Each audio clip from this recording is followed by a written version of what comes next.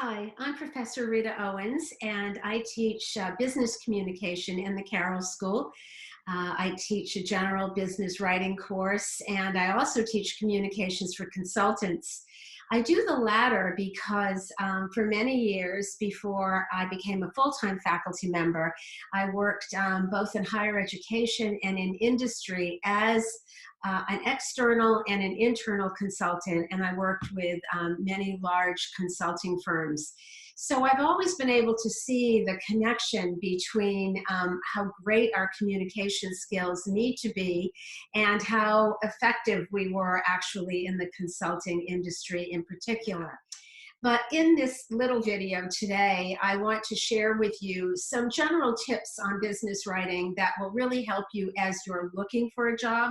And I'm not just going to be talking about writing per se, but generally messaging and communications, whether you're talking to a recruiter or you're in the middle of your case studies and you're having some dialogue with even your mentor who might be helping you, the kinds of considerations that you need to take. And I will talk a little bit about networking at the end, but more I really want to focus on your communication. I wanted to start by talking a little bit about the difference really between business communication and what we know as academic writing and communication. You know, when you're writing to a professor or you're writing to a teacher, that person typically knows more about a particular topic than you do. In fact, they've taught you that topic, and what they would be doing is really looking to see how you respond. Do you know what they meant and how they meant it, and have you absorbed the material? This is very, very different when you're on the job, and it's one of the first things to really think about is your audience. Your audience up until now, as you've been working as a student, has really been your teacher, has been your professor. But your audience now, when you're seeking a job and when you're in a job, becomes the person that you're writing or presenting to or messaging. And that person is a very different being. That person is someone who you may know more about even as the junior person. In fact, when you're applying for a job, you know everything about yourself, and this reader knows nothing who might be receiving your cover letter or your resume.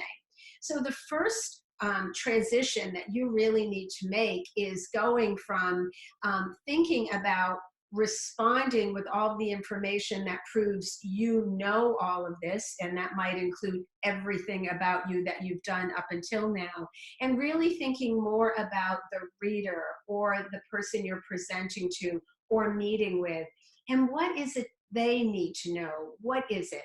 So if you think about someone that you might be interviewing with, that person, for example, may be looking, does this student really match what we're looking for? So it's not what you feel the need to tell about yourself, but what you really believe is going to enhance what the audience, the reader, the interviewer needs to hear from you. It really flips the whole dynamic.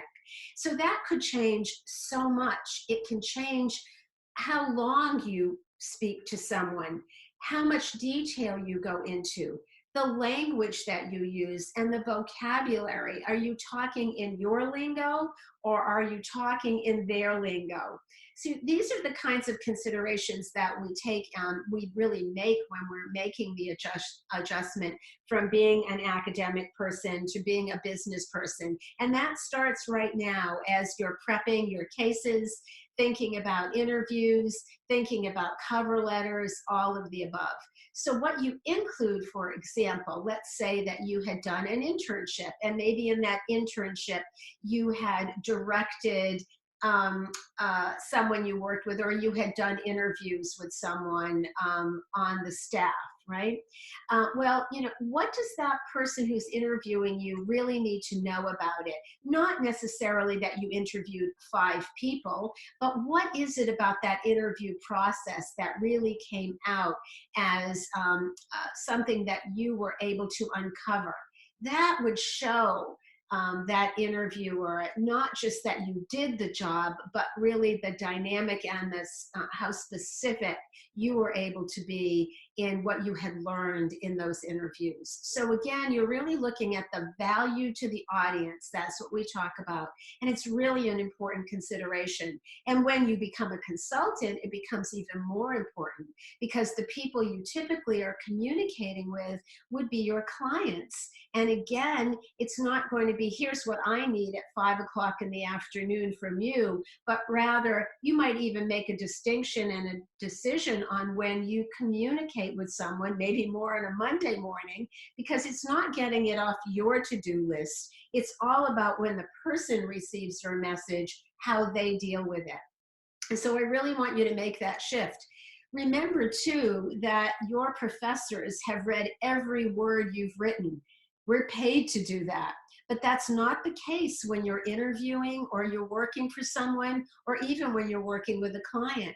Those people want to look very specifically and absorb the information very quickly. So the formatting of what you write ends up being very specific, succinct, to the point. This is really how you want to be. So this will be an adjustment. And so some tips for doing that include writing very precisely, very concise. Your sentences tend to be a little shorter than they would be in an academic arena.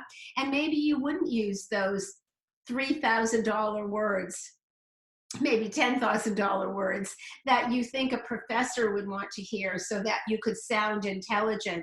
The idea of being intelligent now in business is to be to the point, to be succinct, to really get your idea across very clearly. So a little bit of an adjustment in the way you write becomes really important, not only again when you're on the job, but also when you're looking for the job. It's really interesting because the medium you use really matters. And this kind of goes into this topic about even how we are going to, how you would network. So you make a decision on how you interact with someone, not just because you tend to interact that way. So let's say you love using text or you love using GChat. Well, that doesn't mean somebody else enjoys using GChat. So you really have to make a better sense of the medium that you're going to use. And sometimes it may be that it makes more sense with a particular person to send them an email, but with another person, it makes a lot more sense to text them, or to, in fact, maybe even use the phone and have a phone meeting, or meet them somewhere for a cup of coffee. So again, when you're deciding the medium, it's not just what you think is the latest and greatest. You really have to think about that person. Now, how do you find that out? Well, typically you let them take the lead.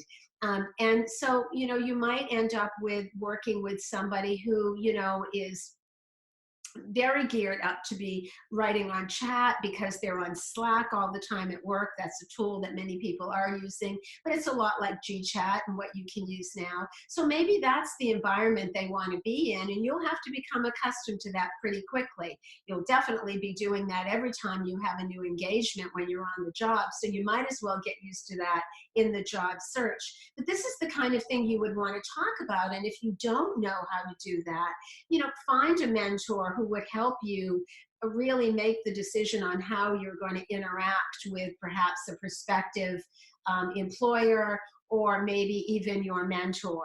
So don't just take it for granted. That's really the point. And throughout your career, you're going to be making decisions about medium, and the medium will change. In my career, which has been a long career, I've seen the medium change from items being on paper to now to moving to email, to now really moving to chat tools, and those becoming very acceptable. But you don't want to show off with the medium. You want the medium to really work with, again, your audience. So audience has become so important.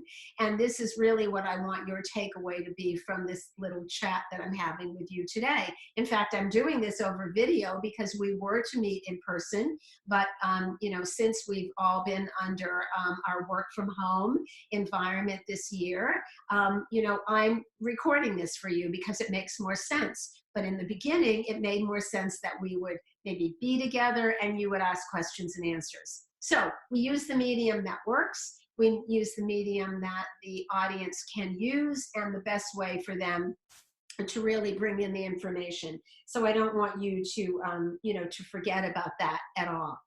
So let's talk a little bit before I leave you, because we really sort of wanted this to be not too long and just really a primer on this. But let's talk a little bit about consulting. So now this might just be a few pieces of information that I'd like to give you. I talk a lot about this in my class, which, by the way, you're welcome to join. It's a BCom class, Communications for Consultants. Up until now, I teach it every semester. And in that class, we talk a lot about the different periods of an engagement.